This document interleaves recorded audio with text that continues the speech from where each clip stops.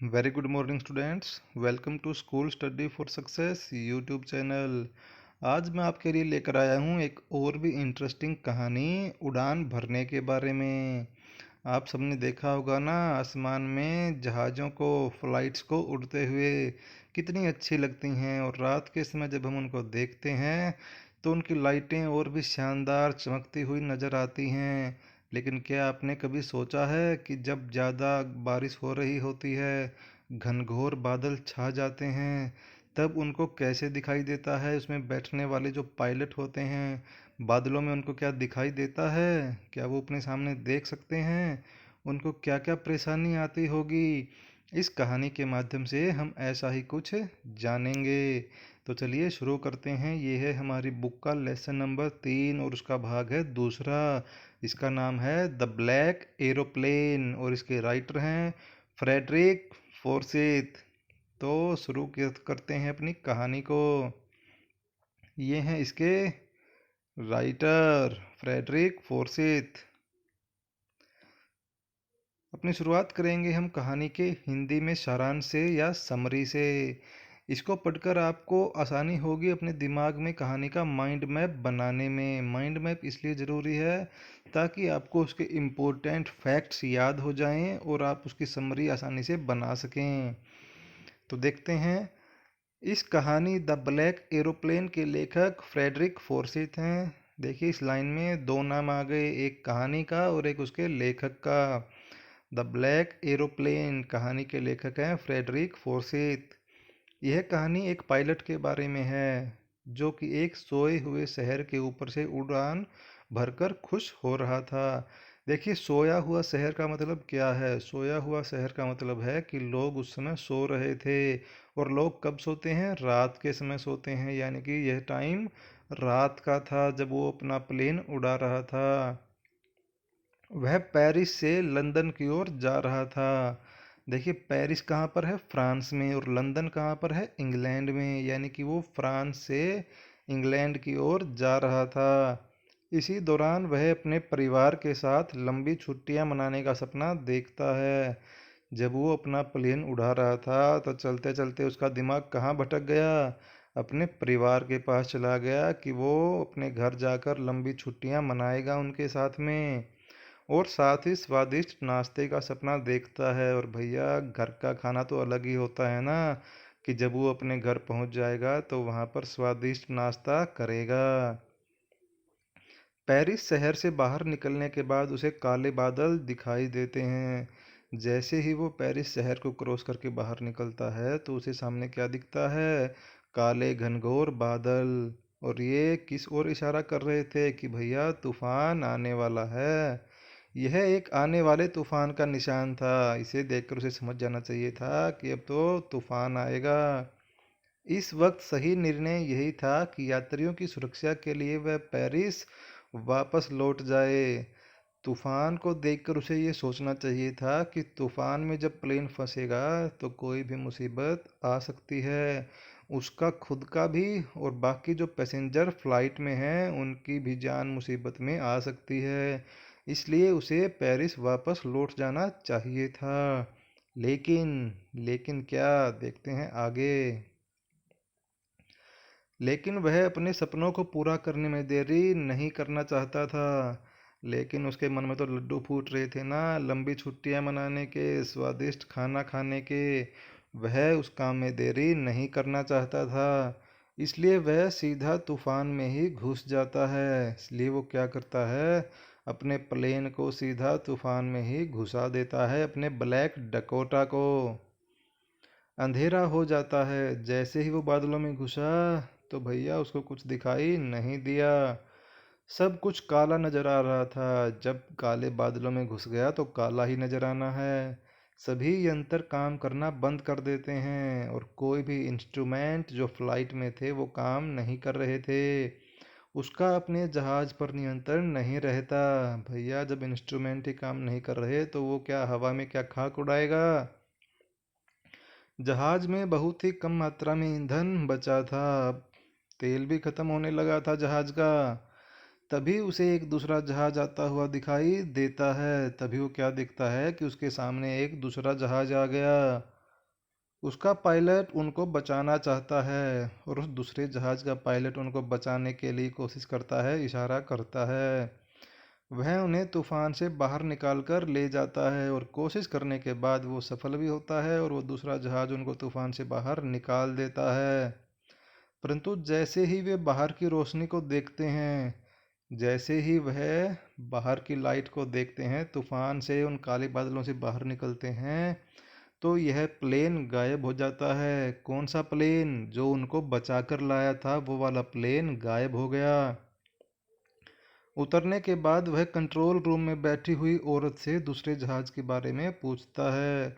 जैसे ही वे लैंड करते हैं तो वह तुरंत भागकर कंट्रोल रूम में बैठी हुई औरत के पास जाता है और पूछता है कि वो दूसरा प्लेन कहाँ गया, कौन था उस प्लेन में जो हमें बचा कर लाया है। वह औरत जवाब देती है कि आसमान में सिर्फ उन्हीं का एकमात्र प्लेन था। अरे, ये क्या हो गया? अभी तो एक प्लेन तो वो खुद उड़ा रहा था, दूसरा प्लेन उनको बचा कर ला रहा था, तो दो प्लेन थे ना। लेकिन ये औरत क्या जवाब देती है कि आसमान में सिर्फ एक ही प्लेन था। हो गई ना चौंकाने वाली बात। कोई दूसरा प्लेन नहीं था। वह औरत कहती है कि आसमान में सिर्फ आपका ही प्लेन था, दूसरा कोई प्लेन नहीं था। यह सुनकर वह बहुत हैरान होता है। भैया, पायलट के मन में हैरानी आई कि मेरे सामने तो दूसरा प्लेन उड़ रहा था, अब वो कहाँ गया? और ये औरत तो बोल रही है कि एक ही प्लेन था, वो भी सिर्फ आपका।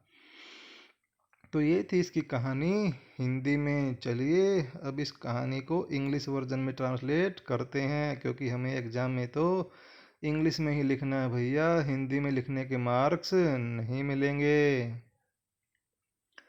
The story the black aeroplane is written by Frederick Forsyth. इस कहानी के लेखक हैं Frederick Forsythe.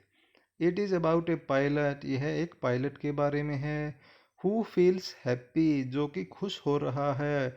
To fly over a sleeping city, एक सोए हुए शहर के ऊपर से उड़ान भरकर। स्लीपिंग सिटी मीन्स रात का समय। He is flying from Paris to London. वह पेरिस से लंदन की ओर जा रहा है। मैं आपको फिर बता दूं कि पेरिस जो है फ्रांस में है और लंदन जो है वो इंग्लैंड में है, यानी कि वो फ्रांस से इंग्लैंड की ओर जा रहा था। He dreams about long holiday with family. वह सपना देखता है लंबी छुट्टियों का अपने परिवार के साथ। एंड डिलीशियस ब्रेकफास्ट, और स्वादिष्ट नाश्ता करने का। डिलीशियस मीन्स स्वादिष्ट, ब्रेकफास्ट मीन्स सुबह का खाना या नाश्ता। आफ्टर क्रॉसिंग पेरिस, जैसे ही वो पेरिस को क्रॉस करता है, ही सीज, वह देखता है। डार्क क्लाउड्स, गहरे घनघोर बादल। There are sign of storm, ये आने वाले तूफान का इशारा थे। The right decision, decision means निर्णय, इस वक्त सही निर्णय यही था कि is to turn back to Paris, कि वह पेरिस वापस लौट जाए। For the safety of passengers, अपने पैसेंजर्स की सुरक्षा के लिए। But he does not want to delay, delay means देरी करना। लेकिन वह देरी नहीं करना चाहता था। किस चीज़ में? हिज ड्रीम्स, अपने सपनों में। कौन से सपने? स्वादिष्ट खाना खाने के और अपने परिवार के साथ छुट्टियां बिताने के। He goes straight into the storm, इसलिए वह सीधा तूफान में ही घुस जाता है। ये देखिए, वो उड़ रहा है एक सोए हुए शहर के ऊपर। बिल्डिंग्स में लाइटें जल रही हैं, यानी कि कैसा समय है? रात का समय है। अब जैसे ही वो उड़ान भर रहा था तो उसको ऊपर क्या दिखाई दिया? सामने काले बादल दिखाई देते हैं उसको। ये देखिए, अपने प्लेन में जब वो बैठ के उड़ान भर रहा है तो उसके सामने काले काले बादल ही बादल हैं। एवरीथिंग गेट्स डार्क, सब कुछ अंधेरा सा काला काला हो जाता है। And all instrument stop functioning, और सारे इंस्ट्रूमेंट काम करना बंद कर देते हैं। He lost his control over the plane, और अपने जहाज के ऊपर उसका नियंत्रण नहीं रहता। Very less amount of fuel left in the plane, जहाज में बहुत कम मात्रा में ईंधन बचा है। ही सीज अनदर प्लेन, तब वो देखता है एक दूसरा plane. Whose pilot wants to rescue them, जिसका पायलट उनको बचाना चाहता है। रेस्क्यू मीन्स बचाना। It guides them out of the storm, यह उनको तूफान से बाहर ले जाता है। इट डिसअपियर्स, यह गायब भी हो जाता है। अरे अभी तो बचा के लाया था, अभी इतनी जल्दी गायब कैसे हो गया? हमें बचाने वाला प्लेन ही गायब हो गया यार, कमाल हो गया ना। वैन दे सी लाइट, वो कब गायब हो जाता है? जब वे रोशनी को देखते हैं, यानी कि काले बादलों से बाहर निकल आते हैं। अपॉन लैंडिंग, जैसे ही वे लैंड करते हैं, लैंड करना मीन्स जमीन पर प्लेन को उतारना। ही आस्क्स द लेडी, वह औरत से पूछता है। कौन सी औरत से? इन द कंट्रोल रूम, जो कि नियंत्रण रूम में बैठी हुई थी। अबाउट अदर प्लेन, वो उस दूसरे जहाज के बारे में पूछता है जो उनको बचा के लाया। द लेडी सेज दैट, वो लेडी कहती है कि his was the only plane in the sky, कि आसमान में स्काई में एक ही प्लेन था और वो था आपका प्लेन, कोई दूसरा प्लेन नहीं था। ही इज लेफ्ट इन शोक, यह बात सुनकर वह टोटली हैरान हो जाता है, सदमे से में रह जाता है कि भैया दूसरा प्लेन कहाँ गया। तो ये थी इसकी समरी। अब चलेंगे इसके इम्पोर्टेंट क्वेश्चन आंसर की ओर। उससे पहले देख लीजिए वो इंक्वायरी कर रहा है उस महिला से जो कि कंट्रोल रूम में बैठी हुई थी। शुरू करेंगे इसके इम्पोर्टेंट क्वेश्चन आंसर को। देखते हैं पहला, अपने दिमाग पर जोर डालिएगा कि आपने समरी को पढ़कर क्या जाना है और क्या आप उन क्वेश्चन के आंसर जानते हैं। What risk did the narrator take in the story? इस कहानी में नरेटर ने, नरेटर कौन है? पायलट, उसने क्या रिस्क उठाया है? आंसर है the narrator was flying from Paris to London, pilot उड़ रहा था अपने प्लेन में पेरिस से लंदन की ओर। ही सा डार्क एंड ब्लैक क्लाउड्स, तो उसने क्या देखा? काले और घने बादल। These were the sign of storm, और ये इशारा कर रहे थे तूफान का। For the safety of the passengers, यात्रियों की सुरक्षा के लिए। It was right to turn back to Paris, उसे पेरिस वापस लौट जाना चाहिए था। But his dream of holiday with family, लेकिन अपने परिवार के साथ छुट्टियां बिताने का जो सपना था। And having an English breakfast, और अपने घर जाकर, कहाँ जाएगा वो? अपने घर इंग्लैंड में, वहाँ का नाश्ता करने का। ओवर पावर्ड हिम, ये सपने उसके ऊपर हावी हो जाते हैं। He decided to go straight into the storm, और वो निर्णय लेता है कि वो सीधा तूफान में ही घुस जाएगा। And took the risk of the life of himself and the passenger, और उसने अपनी जान की और अपने यात्रियों की जान का खतरा मोल ले लिया भैया। खाने के चक्कर में और छुट्टियों के चक्कर में जान दांव पर लगा दी उसने। देखते हैं दूसरा question. Describe the experience of the narrator when he was flying in the storm, जब वह तूफान में उड़ रहा था तो उसकी क्या स्थिति थी, हमें उसका वर्णन करना है। The narrator had lost control over the plane, उसका अपने जहाज के ऊपर नियंत्रण नहीं था। The narrator had lost control over the plane, he was frightened, और वो डर भी गया था। फ्राइटन्ड मीन्स डर जाना। The map, the compass and other instruments had stopped working, भैया प्लेन में जो भी इंस्ट्रूमेंट थे, कंपास था और जो नक्शा था, वो काम नहीं कर रहे थे। Nothing was visible outside the plane, और प्लेन के बाहर कुछ भी दिखाई नहीं दे रहा था काले बादलों के कारण। Suddenly a plane was seen, एकदम से एक दूसरा जहाज आता है। And it took them out of the storm, और यह उन्हें तूफान से बाहर निकाल के ले जाता है। Another reason of his fear, उसके डर का एक और कारण भी था, और वो क्या था? That there was very less amount of fuel left in the plane, कि जहाज में बहुत ही कम मात्रा में ईंधन बचा हुआ था, तेल खत्म होने वाला था।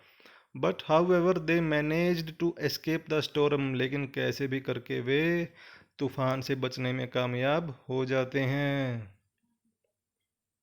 देखते हैं तीसरा question. Why did the woman in the control room look strangely at the narrator? जो कंट्रोल रूम में महिला बैठी हुई थी वो नरेटर को हैरानी से क्यों देखती है? The narrator asked the lady in the control room about the other plane which helped them in escaping the storm.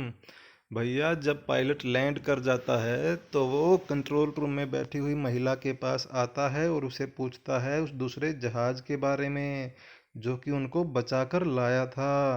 But there was no other plane in the sky, लेकिन आसमान में तो कोई दूसरा प्लेन था ही नहीं, एक ही प्लेन था। Due to such a bad weather, भैया इतने बुरे मौसम में कौन उड़ान भरेगा। वो एक ही प्लेन उड़ रहा था, वो भी अपने घर जाने के लिए, छुट्टियां मनाने के लिए, बाकी कोई प्लेन नहीं उड़ रहा था ऐसे बेकार मौसम में। That was Wahi the women in the control room look strangely at the narrator, इसीलिए वो औरत हैरानी से नरेटर की ओर देखती है कि इतने बुरे मौसम में कौन प्लेन उड़ाएगा, एक ही प्लेन तो था और ये पूछ रहा है दूसरे प्लेन के बारे में।